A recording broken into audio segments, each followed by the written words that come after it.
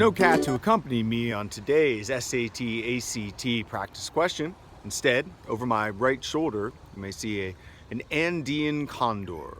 First of all, a reminder that you can find the link to the SAT ACT questions of the day just underneath the video here. And let's take a look at today's.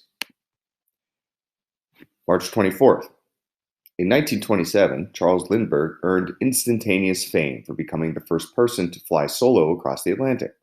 In 1925, however, he was an obscure airmail pilot where he was responsible for transporting packages between Chicago and St. Louis. And so the problem with the original is the word where.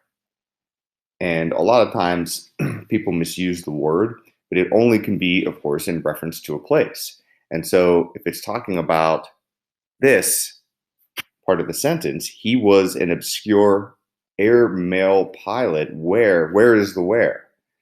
Sure, it talks about Chicago and St. Louis later on, but we're talking about this clause, and it's not a place, being an obscure airmail pilot. And so B is wrong because it would create a fragment. Starting a sentence off with the word who is usually going to do that unless it's a question. And if it's C, it becomes a run-on. And that is because we would have a new subject and a new verb. And therefore, the only one left is D. You always want to double check it.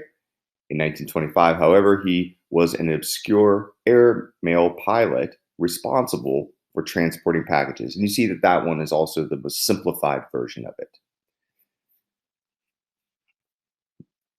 Back to our website, please be aware that I don't want to clutter this main page too much. And so when it comes to some of the other things I'm going to create, I will put the introduction to Into the Wild on the Into the Wild page. And then for the college essay, there's a tab for that as well. Thanks for listening.